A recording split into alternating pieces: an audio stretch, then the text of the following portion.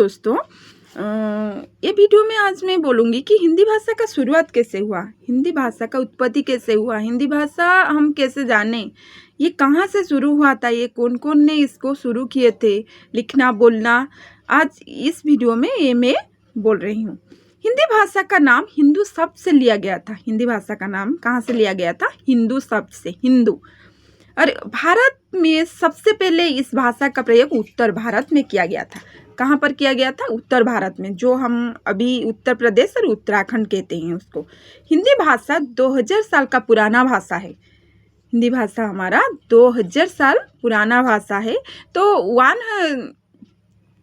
1000 ईस्वी से हिंदी भाषा का प्रयोग किया गया था। 1000 ईस्वी से हिंदी भाषा का प्रयोग किया गया था। 1000 ईस्वी से लेकर 1100 ईस्वी तक हिंदी भाषा का सिर्फ बोल शुरू हुआ था। सिर्फ हम मुंह से बोलते थे हिंदी भाषा को।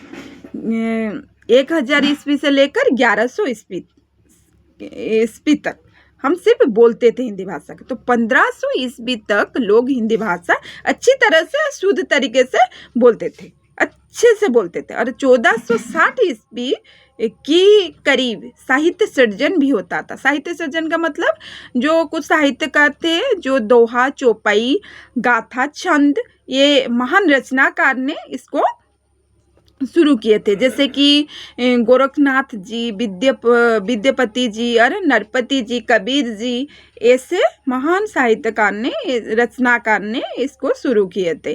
तो 1500 ईस्वी के बाद हिंदी का विकास पूरे देश में हो रहा था। 1500 ईस्वी के बाद हिंदी का विकास अच्छी तरह से हो रहा था। तभी हिंदी भाषा में बहुत बड़ा बदलाव आया। क्या बदलाव आया ना? तभी मुगलों ने भारत आ गए।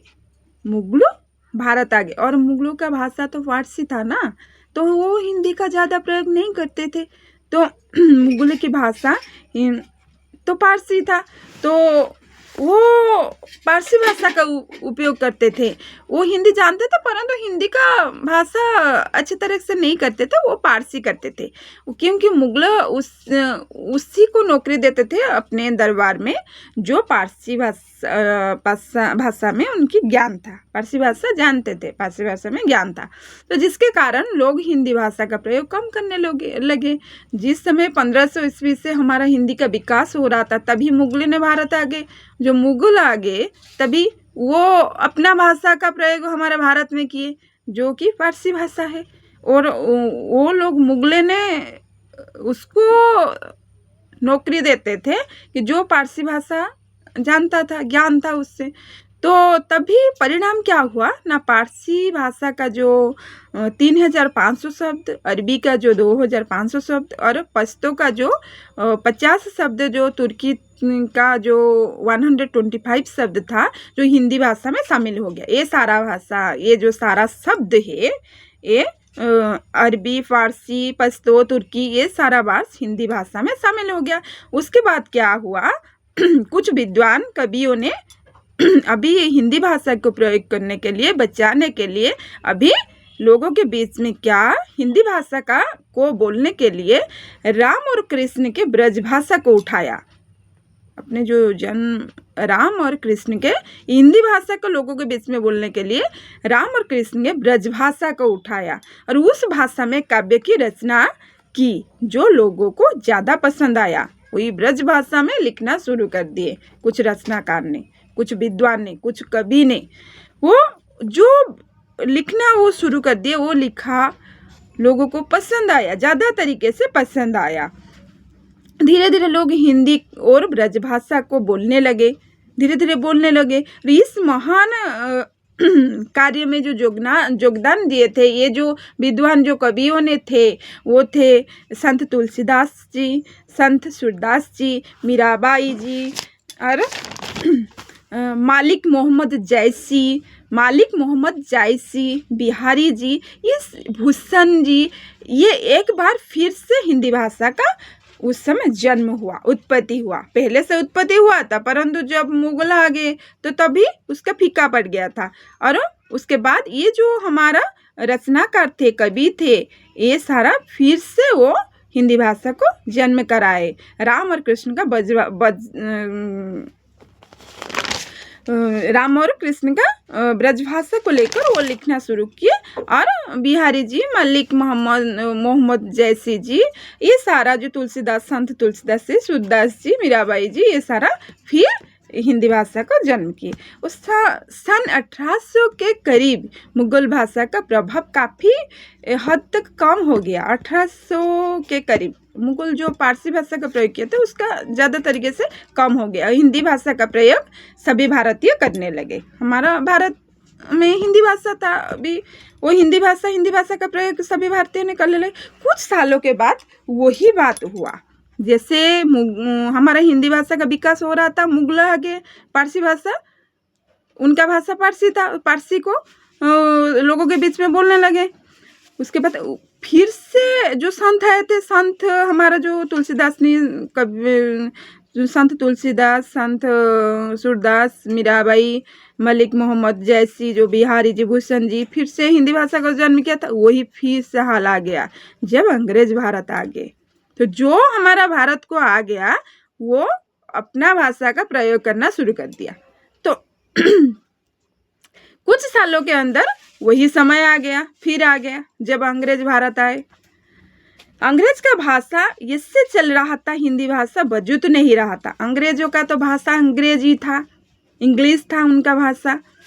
तो जैसे कि हमारा हिंदी भाषा का कोई वजूद ही नहीं रहा, हिंदी भाषा कुछ भी नहीं है, इससे हमको लगा। उस समय जो कवि विद्वान थे ऐसे ही लग रहा था लोगों के बीच में।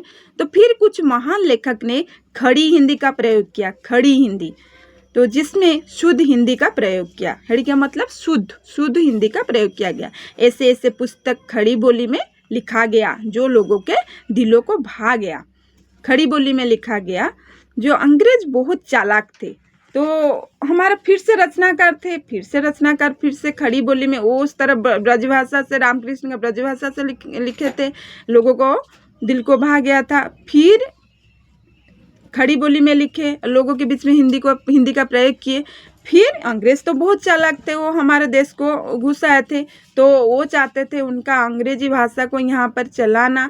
और उनका मतलब मकसद था कि वो व्यवसाय करने के लिए नहीं आए थे, वो आए थे अपना भाषा और धर्म को पूरे दुनिया में वो प्रकट करेंगे, फैलाएंगे और उनका भाषा और उनका धर्म यहाँ पर चलेगा। हमारा पूरा दुनिया में, सिर्फ भारत में नहीं, पूरे दुनिया में, ये पूरे दुनिया को दखल करना चाहते थे। तो तभी क्या हुआ, हमारा जो महान स्वाधीनता संग्रामी जो हमारा बापू थे महात्मा गांधी जी ने उस दखल दिए।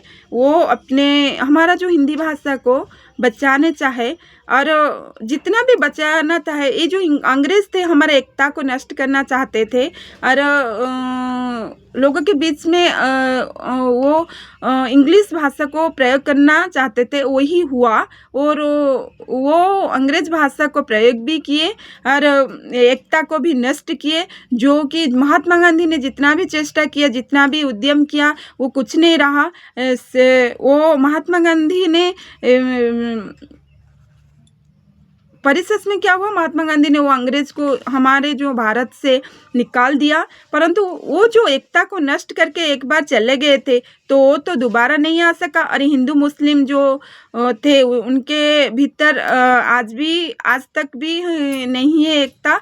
और इसलिए कभी कहते हैं, रही मन धागा प्रेम का, मत तोड़ो चढ़काय, हटे फिर न जुड़े तो गांठ बंध जाए। तो ऐसे ही हुआ हमारा। और जब हमारा भारत स्वाधीन हुआ तब भारत और पाकिस्तान दो बंटवारा हो गया। भारत का राष्ट्रभाषा हमारा हिंदी हो गया, पाकिस्तान का राष्ट्रभाषा उर्दू हो गया। और आज भी 80% लोग अंग्रेजी भाषा का प्रयोग करते हैं हमारा यहाँ भारत में। और हिंदी भाषा है, हमारा हिंदी भाषा तो राष्ट्रभाषा होकर रह गया। Thank you.